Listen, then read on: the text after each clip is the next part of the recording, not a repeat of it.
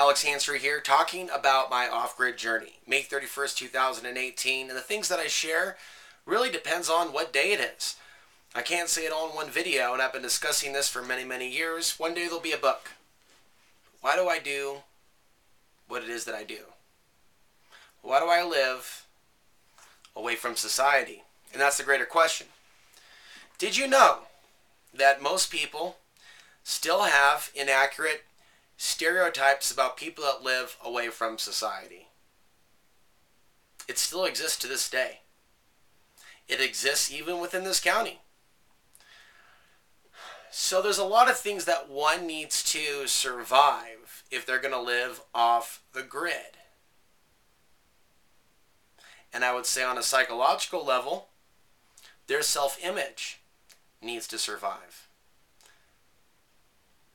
You know, there's more than wild animals to be concerned about. There's wild humans. And then there's the long-term effects on the human being that lives off the grid, away from people. There are positive and negative. Everything is cause and effect.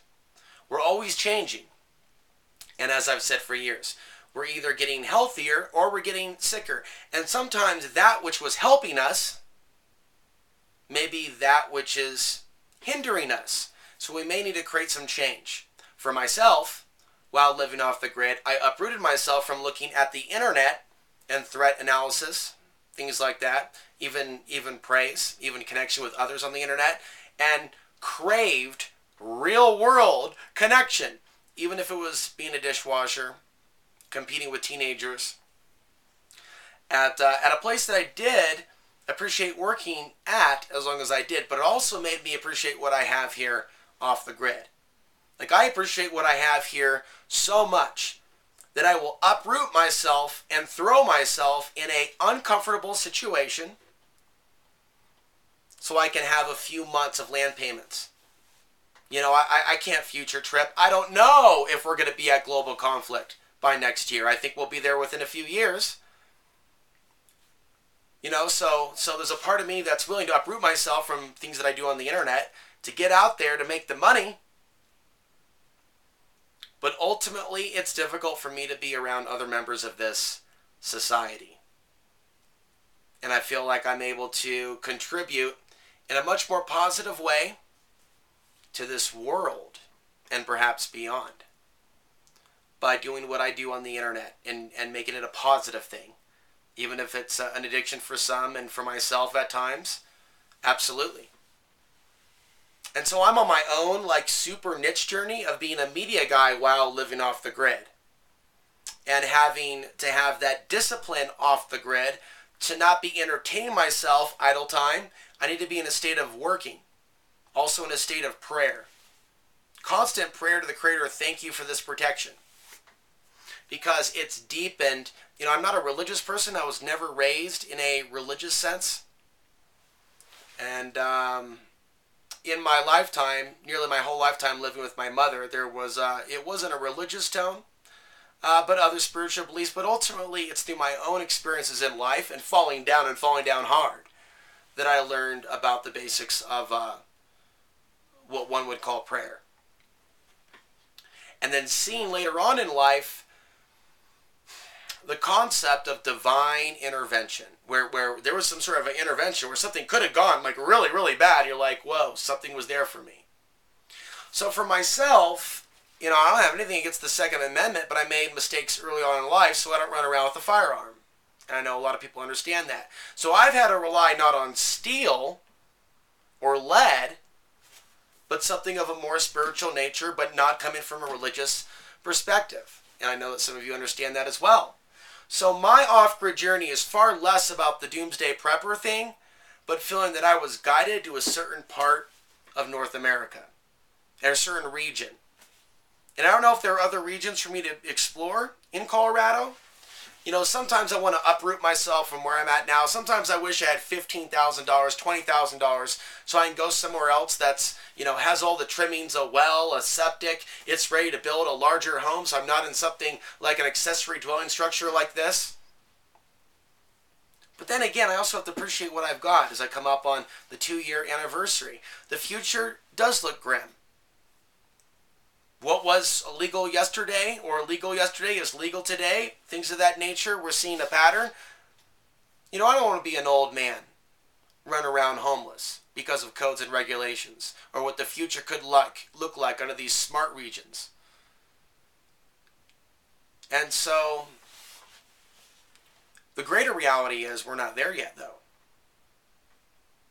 It's not comfortable feeling that and looking into the future. But the craziness, right, is so great. Even in rural town squares or places where people gather and eat and work.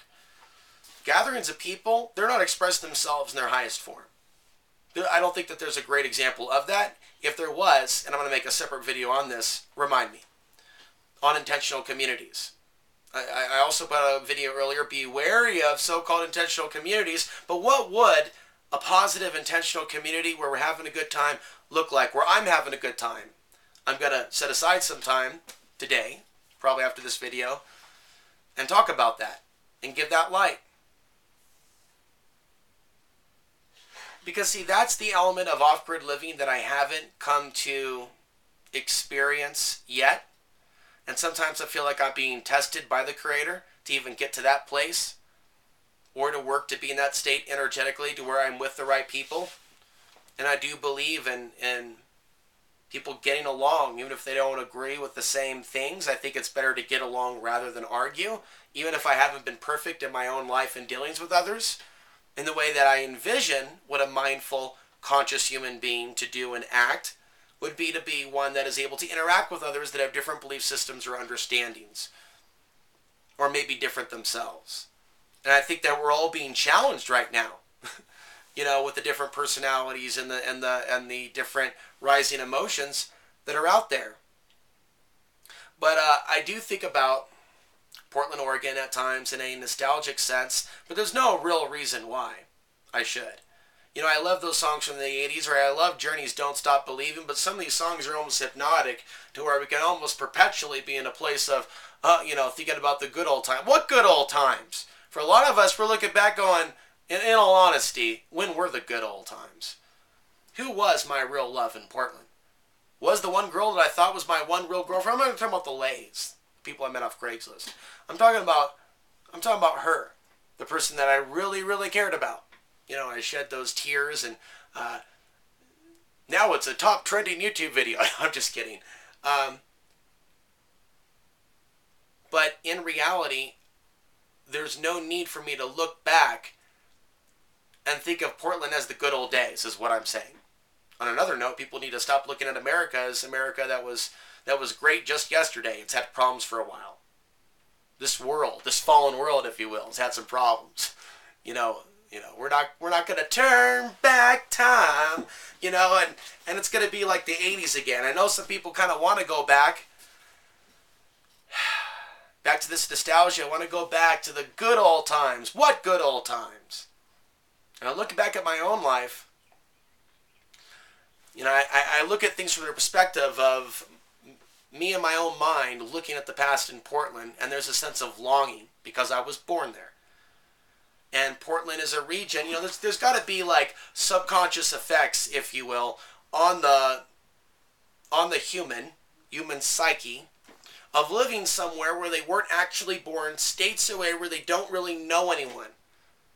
And studies show those people don't live very long, actually, and that's kind of scary. If your body starts responding to certain thoughts, the Bruce Lipton and the power of thought and the things that he gets into, epigenetics, I find that to be important. And so, there's somewhere where I'm going with this. Stay with me.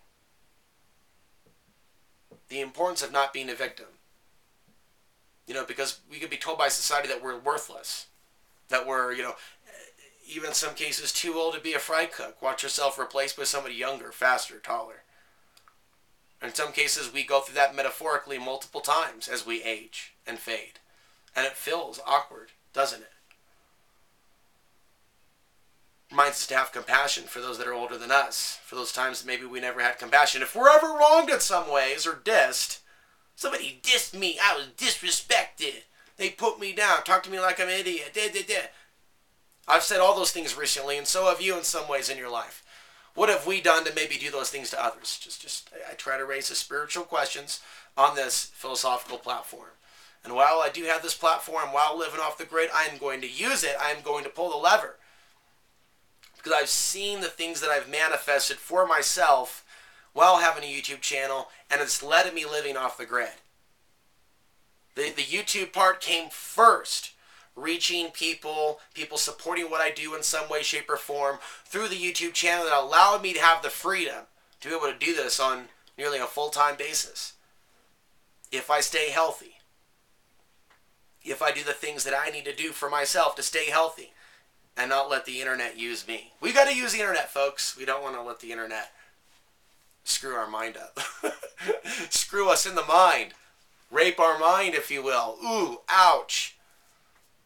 We want to use this sword in a mindful way. No, we don't want to pick up the sword by that end. You don't go at a knife or a blade with your palm. No. You know, it's just like even in a kitchen. Just like somebody wants the blade, I hand it to them to where the handle is pointing towards them. It's the proper way to hand over a blade. So this internet, powerful stuff, man. Powerful. Woo. And I'm living off the grid. And I'll tell you what, and I realized this the other day, that's heavy to go totally off the grid and totally off the internet and to talk to nobody.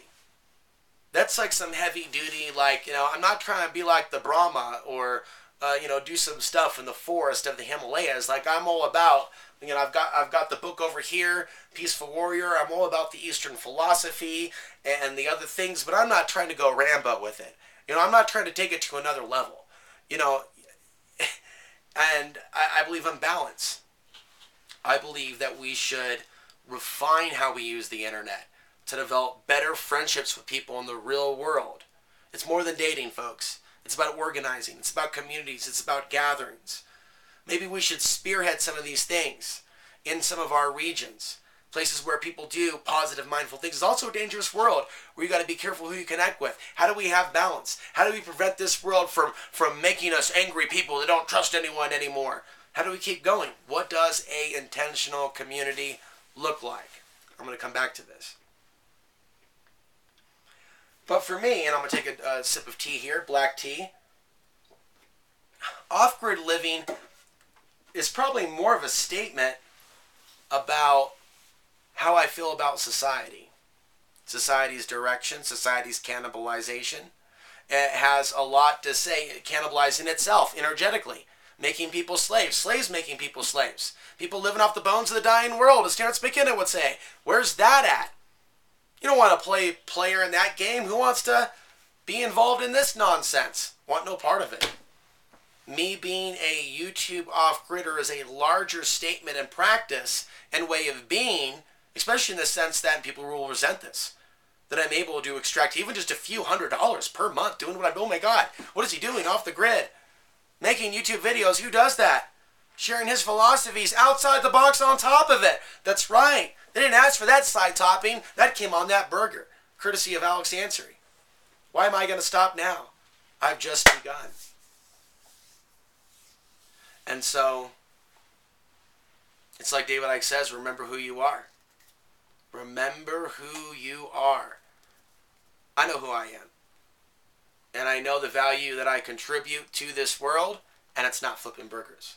But periodically, I may have to go do this, or do that, or do this or do that for a few weeks. Just buy myself some time.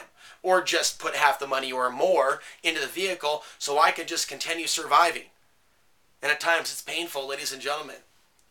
I'll hide my tears from you. I'll delete certain podcasts that I'll record. Hundreds of podcasts have been deleted where I was just talking about just my ongoing issues with some of the coworkers. And I was just talking to no one but into a microphone. Into a microphone. I was going to put in this one just like, you know what? No, that's done. My connection with them is done. The files are deleted. But it was a way in which I was able to keep going by writing by hand in my journal, 20 pages over there somewhere, and then on this other hand, recording what I'm going through and saying I'm going to make it to a certain point. I'm going to make it to a certain point. I did make it to a certain point. And beyond that week or two, it was not a place where I could continue working. But what did I do it for? The dream, man. The dream. You know, I was at a sweat lodge in Taos, New Mexico back in 2013 that I put out the prayer to the Great Spirit in the sky to give me the resources one day to where I can do what I do, which is this. Where I can have the resources and the space, the security, the privacy to do what I do, and for it to not to be an issue. For me to just do what I do. And that's been delivered. Are there going to be difficult times?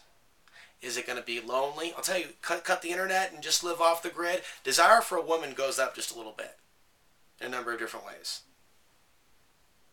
Desire for travel. Desire for adventure. Desire for work. And I like these feelings that are bubbling within me, but I don't actually have the resources to be going somewhere else right now.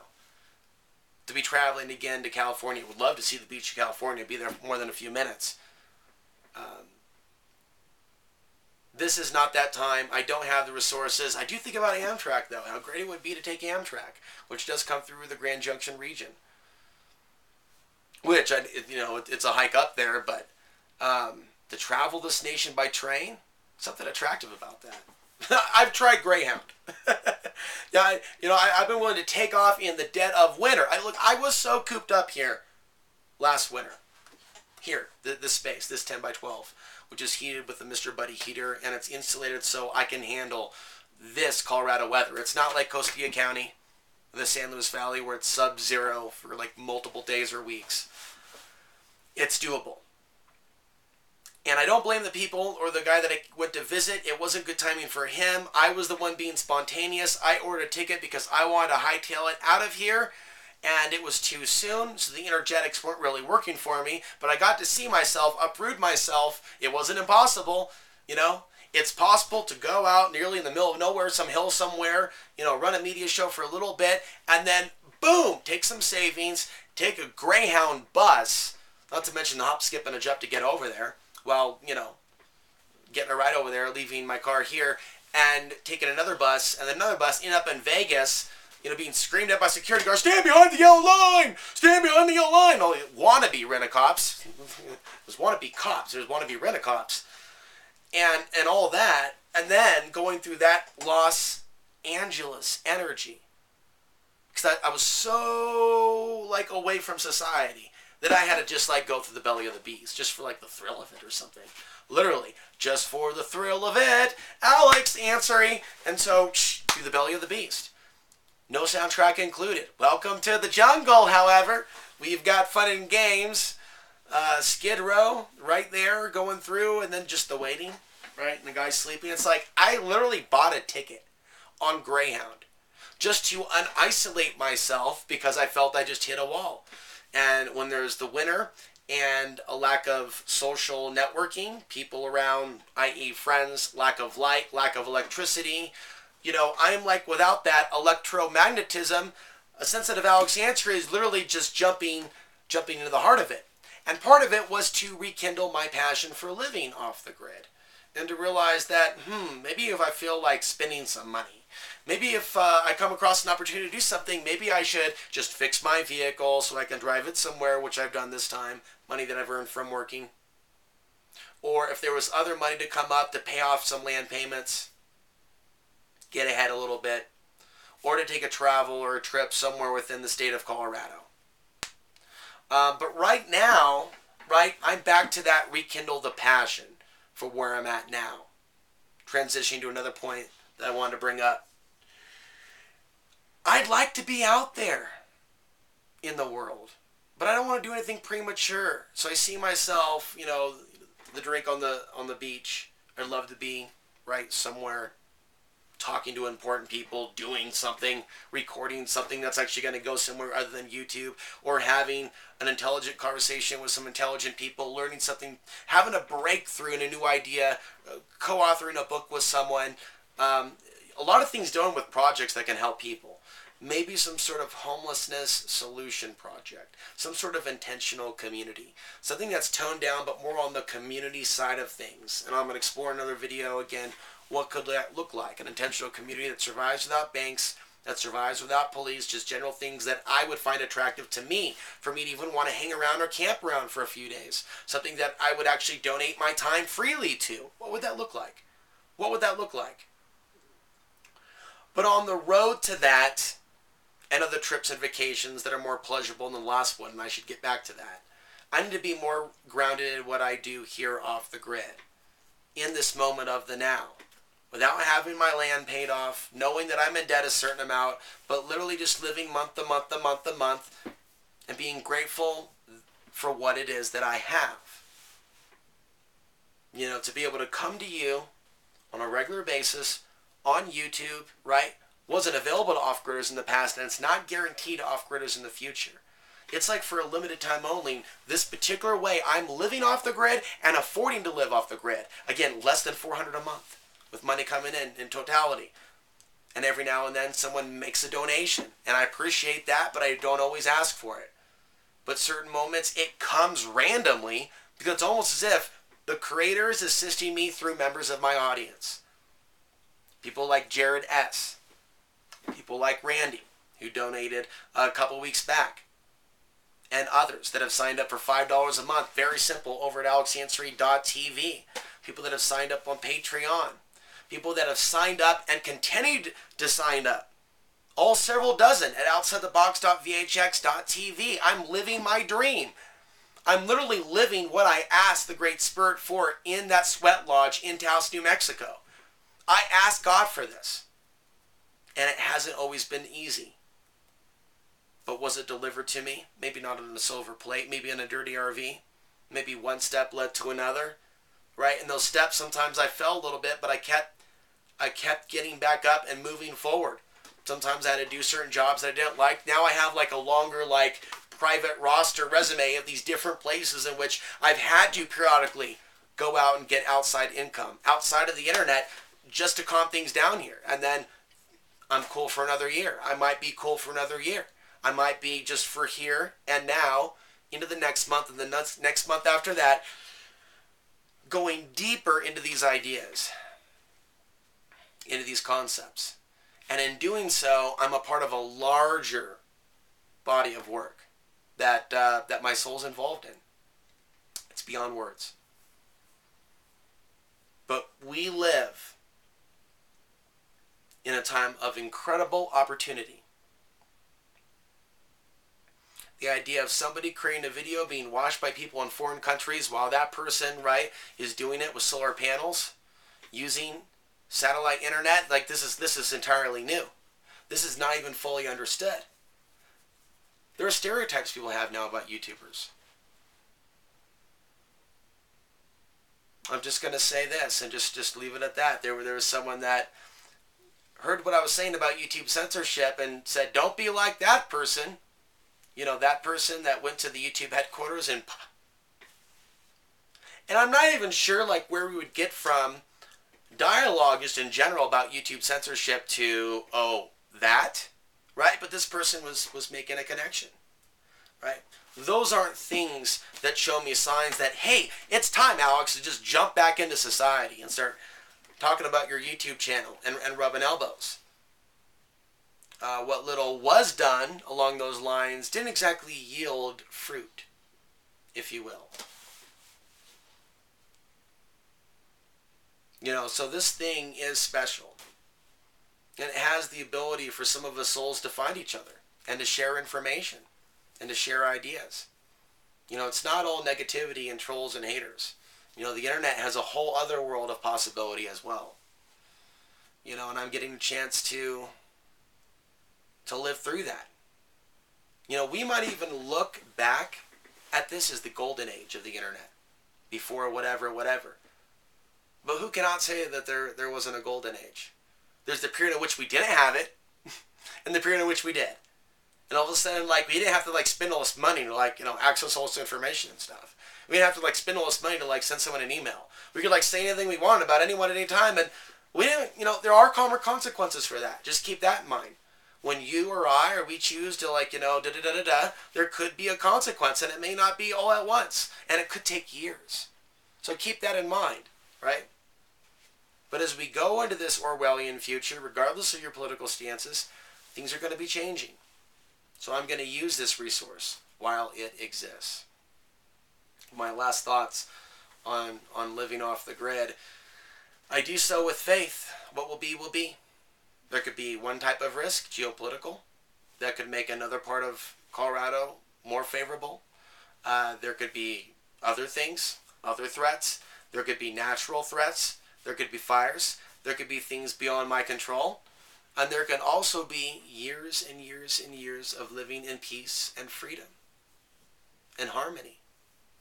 And through that, I have the time to focus on the work that I'm here to do.